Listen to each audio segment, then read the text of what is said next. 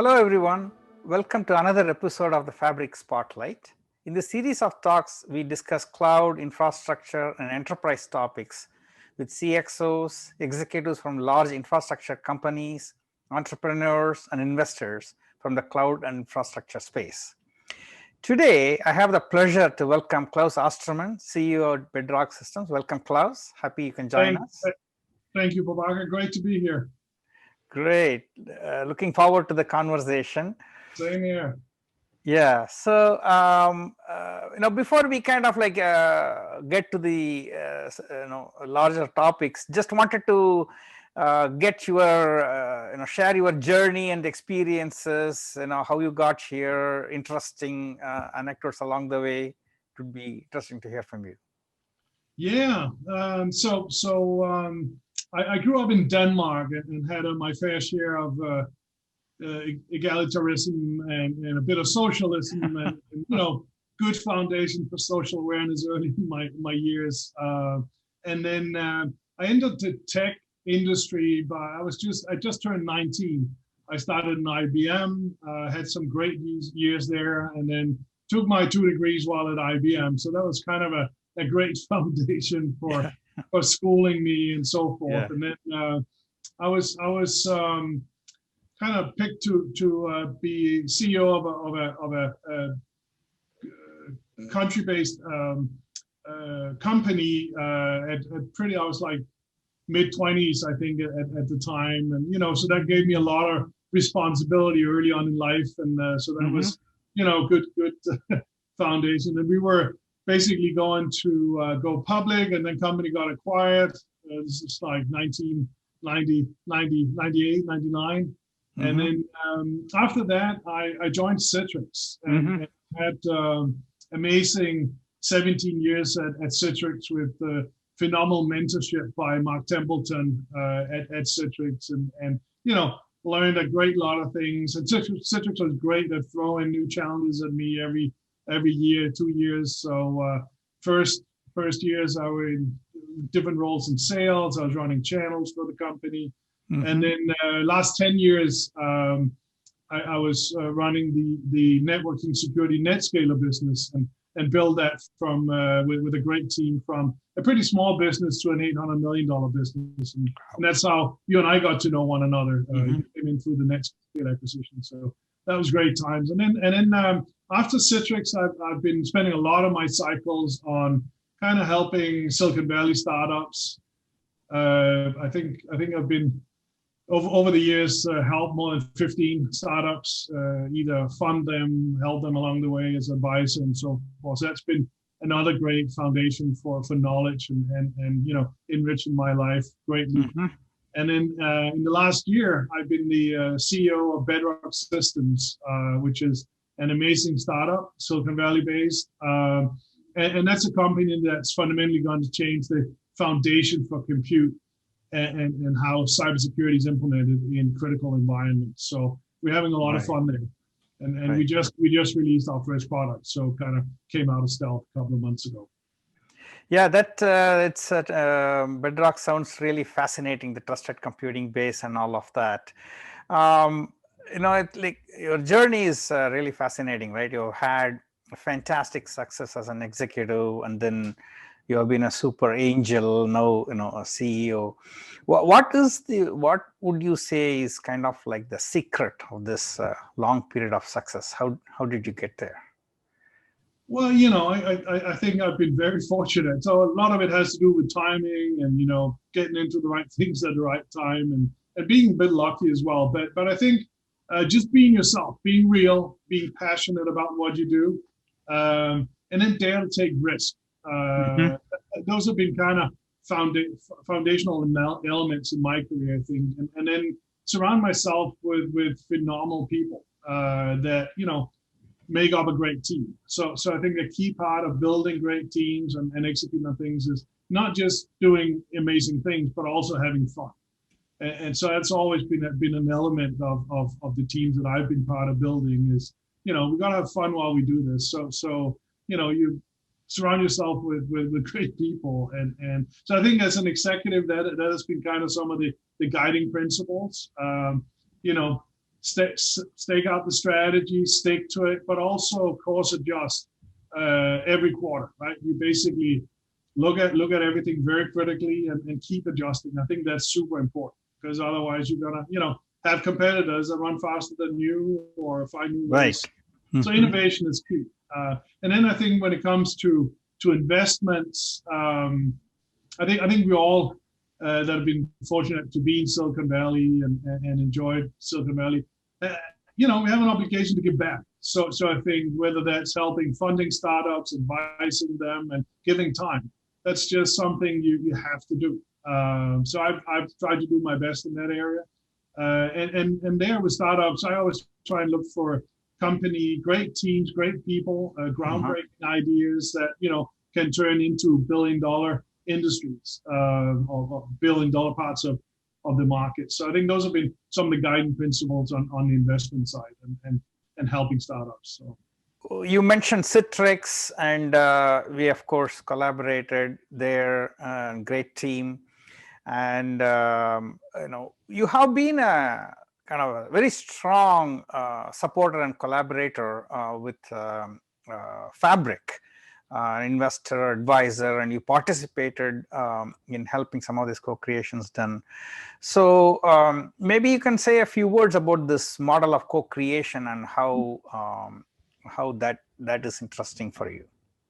Yeah, so I think what you guys have created with the Fabric is a very, very unique incubation VC model, I call it, and it's really there's so many few VCs today that are focused on early stage. Everybody's kind of moving to later stages. So there's not enough money around for funding great ideas and taking big risks and so forth. So it's an amazing model you guys have created, and I think when you look at what you provide the entrepreneurs, well, some of the ideas you come up with yourself, right? But I mean, the founders and the entrepreneurs that come in and run the company, they have a great home, so they can be in your offices. They are being helped by you on a daily basis and getting a lot of great advice from you and Rajan and the rest of the team and the advisors that you bring in that have a huge vast experience in running company, building companies, and so forth. So that whole model works really well, and I think you basically give them a lot of risk capital upfront, and then you help create the bridge to the A round and so forth, and then participate as you go along. So I think that's what a lot of startups are missing. A lot of people run around with a great idea, but they don't know where to get the money and how to do A, B, C, D. And I think you create that whole foundation for that. So it's been amazing to watch the Fund 1, 2, and 3, and I've been fortunate to be part of all three, and both as investor and advisor. And I mean, you look at the companies; it's been amazing, and there's more to come. So thank you for you guys for giving back to the Valley, and hopefully there'll be more companies or VCs around like the Fabric that will embrace this idea. Yeah, and your participation and collaboration on that has been really truly fantastic. So thank you very much for that. So we kind of shift from the preliminaries into the core of it, talking about the cloud infrastructure. So what we see is that the enterprise adoption of the cloud is like really taken off, accelerating now. How do you see it playing out? Do you think that it will be all just completely public clouds, or do you think it's going to be hybrid, edge, combination of all of this? How do you think it will evolve?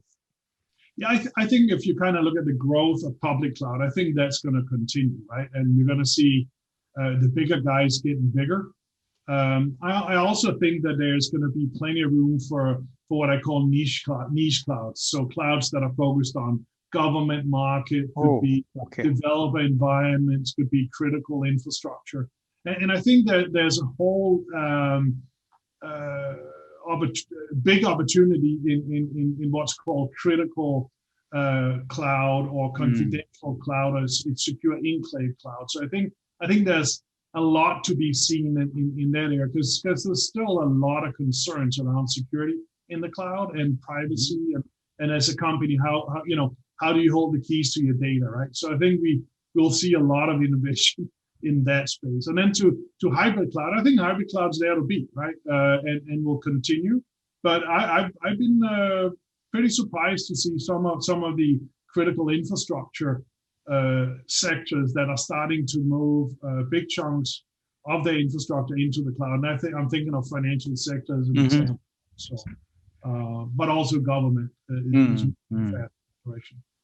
Yeah, there's been a movement there. It'll be interesting to see, some leadership changes in some of the private data center companies recently, and how their strategies evolve. It will be very interesting to see that. Coming closer to your own BedRock Systems area now, what do you think about security as an inhibitor? As that finally, are people getting over that? Like you said, critical systems, financial systems are coming over. Are there innovation opportunities in that? You must be very familiar with that now in your current role. Yeah, I think, I mean, you've seen some of the bigger clouds like AWS and Google and others come out with newer security concepts and so forth, right? And I think there's a whole movement around whether people call it confidential computing, secure enclave cloud.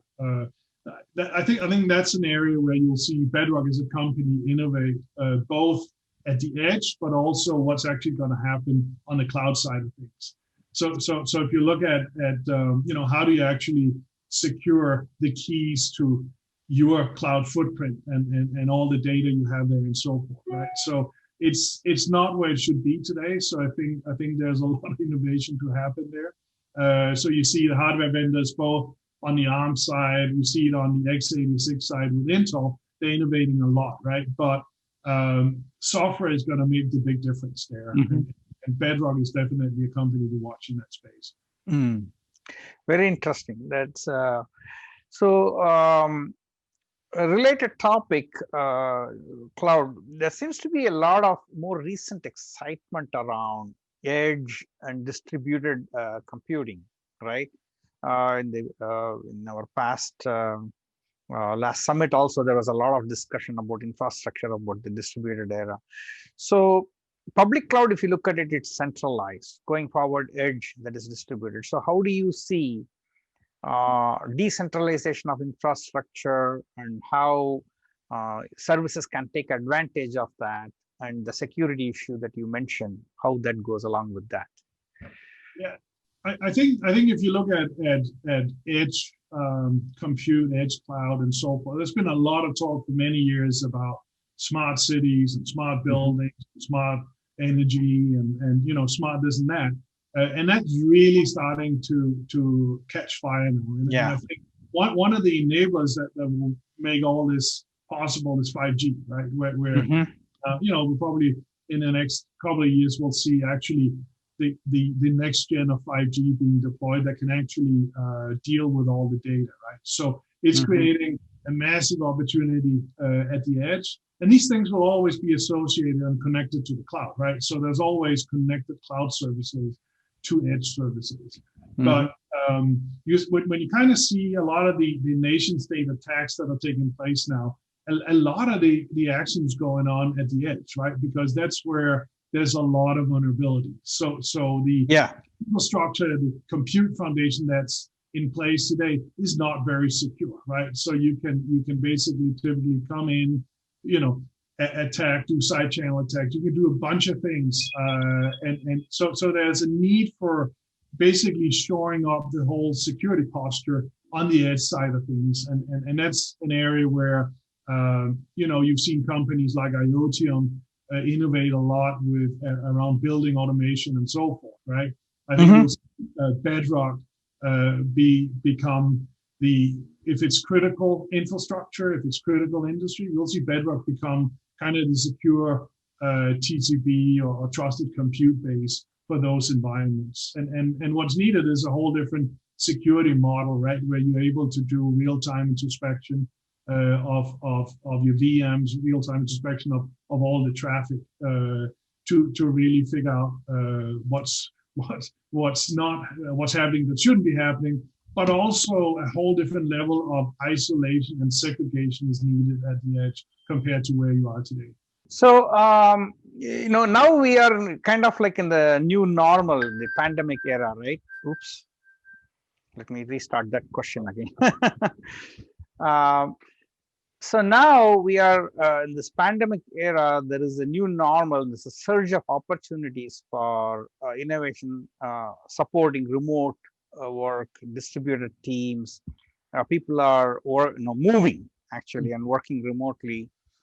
You have had interaction with a couple of our companies that have been doing work in this space, in the IoT space and in the remote work space. So what are your thoughts on such innovations, and whom else are you engaged with? Maybe you can describe some of these initiatives.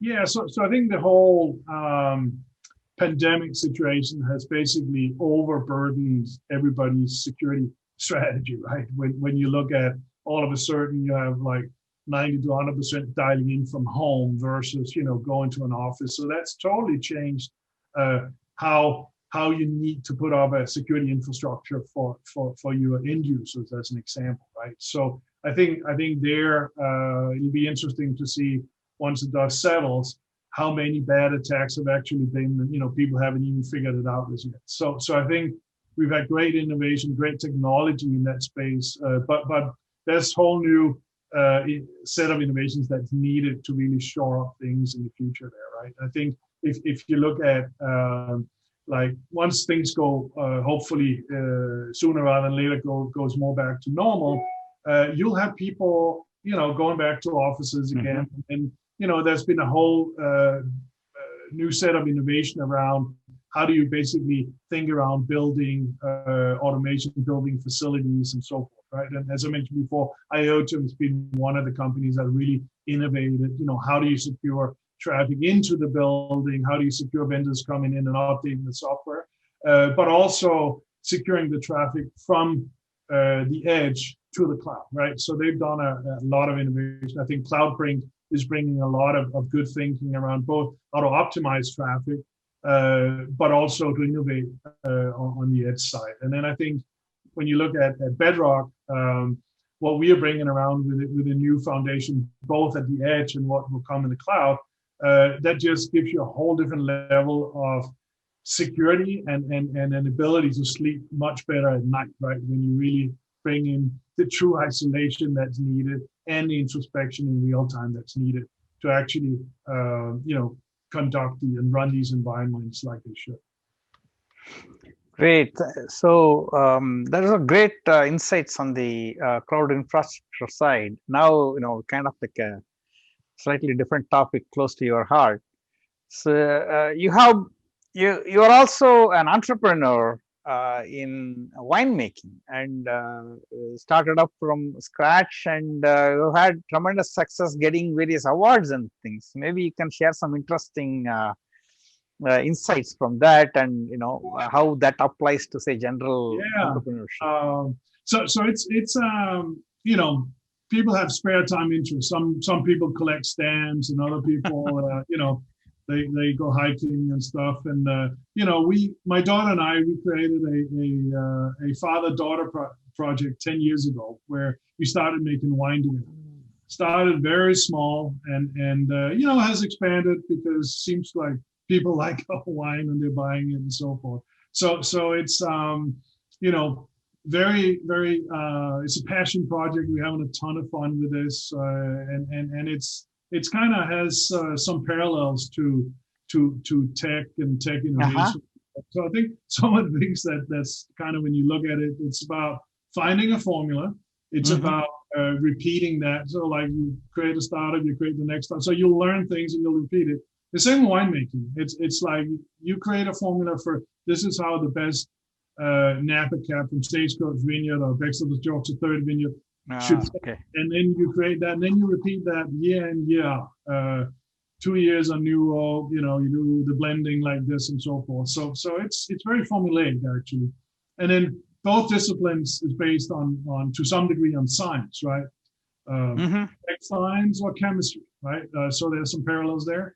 And then it's about having in tech, it's about creating the best team, attracting the best people. In winemaking too. You make wine with people that are really, really good at this, and then in winemaking you source the best fruit you get your hands on. So that's some parallels, but that's a passion project. My daughter and I, we love doing this and having a lot of fun with it, and hope people like the wine. So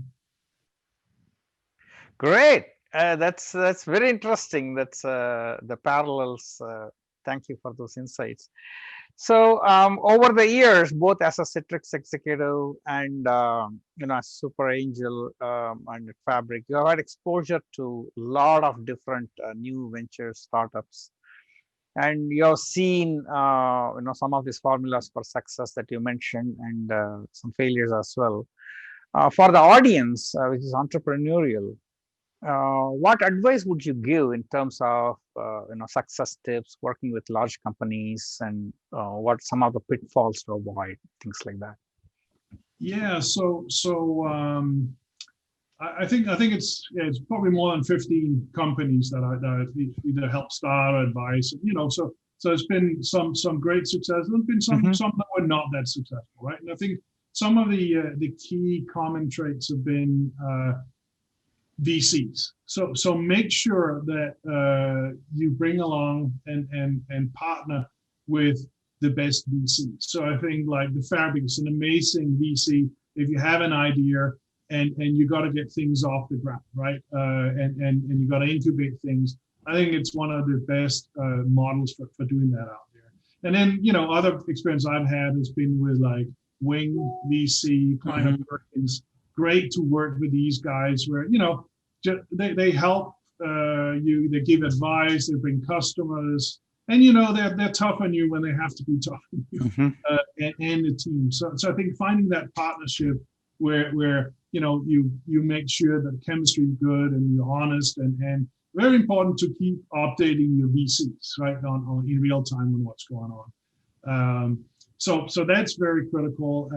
I think having the right teams, the right people, so really being involved in every person that's joining is going to be very critical, right? Because new people bring a point of view, bring new skill sets, and I think diversity is super important when you build a company from many perspectives, and bringing in a different point of view constantly helps keep people on their toes and innovate. And then I'd say have clarity on what are the milestones, right? What are we trying to do this year? What are the milestones to get to the next funding, right? Whether it's the seed round, the A round, the B round, and so forth. So that it's very clear to everybody, and everybody's kind of moving in the same direction.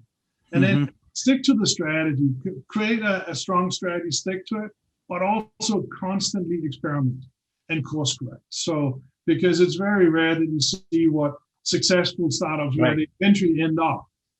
It's probably related to the original idea, but typically the course is quite a bit off from what the original idea was. So if you don't constantly hard on yourself and the team and said, what are we doing right? What are we doing wrong? And then course correct's going to be critical. And then, again, I can just encourage that people that are in the Valley, that they spend time helping startups, give money to startups, because again, it's only going to continue to be Silicon Valley if everybody keeps, chipping in and helping out, especially very, very early stage companies. Yeah.